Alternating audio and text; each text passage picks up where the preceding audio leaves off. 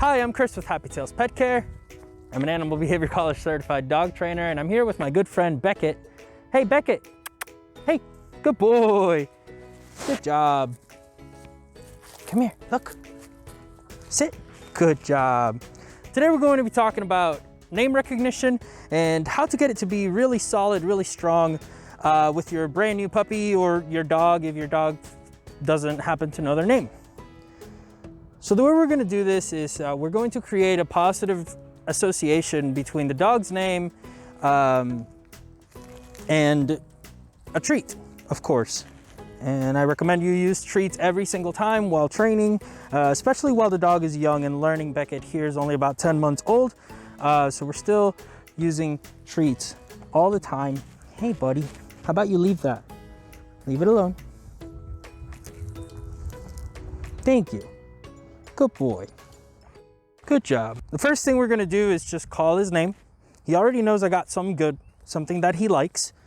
So we're just gonna call his name and then reward him for any kind of interaction he performs in my direction, whether that be stepping towards me, looking at me, maybe dropping the tree fluff there.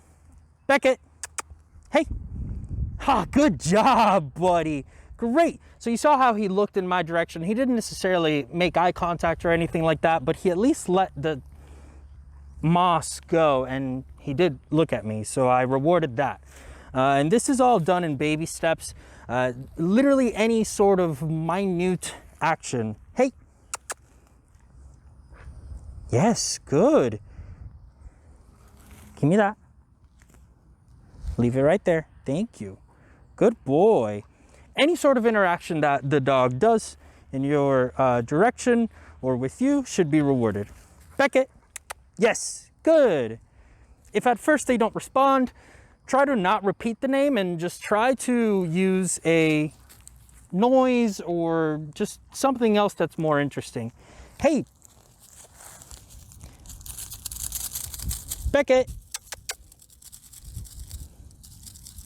No. That is so fun, isn't it? Let's go this way. Good boy. Sit. Thank you. I'm going to remove this from the training area because it is too stimulating for him. There we go.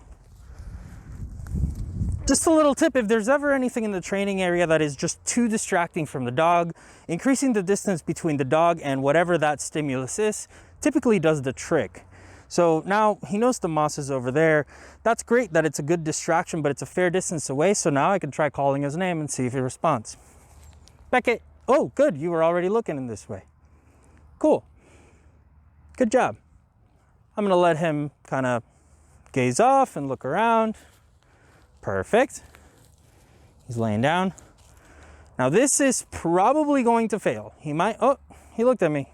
He might not be ready for this kind of thing because, well, he's completely turned his back on me and is focused on the ball of moss over there. But we'll give it a shot. Beckett. Hey. Yes? Yeah, good boy. That was really close. So you saw there, I didn't mark it as a failure right away. Sometimes you got to give him a second to think about it. And he started turning his head, which made me think, okay, maybe he'll fully commit to it and actually turn and look at me. And he did. So I gave my marker word, which is yes, and then I rewarded him for it with a treat. There's more distractions and people walking around. This is perfect. Beckett. If at any point in time your dog fails to perform a cue, rather than expecting them to do so regardless of what's going on around you, make it easier for them to succeed. So in this case, I'm going to move to make it easier for him to actually look at me, okay?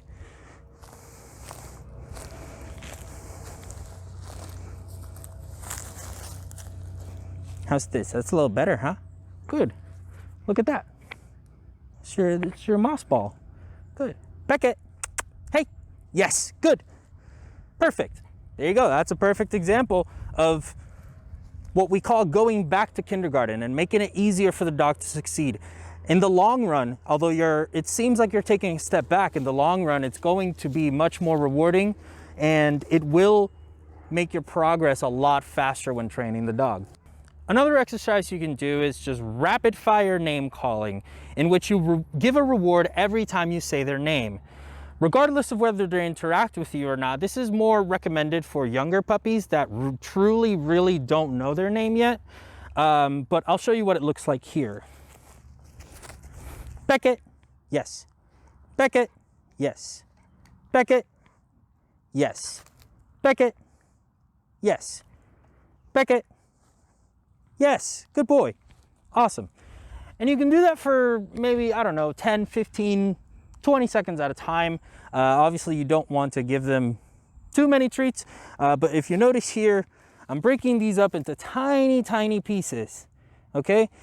Because it is the flavor that matters. It's the flavor and the smell what matters most. Not so much the size of the treat or the quantity of treats, but the quality, okay? So you want to get something that's really high value, really tasty, and really enticing for your dog.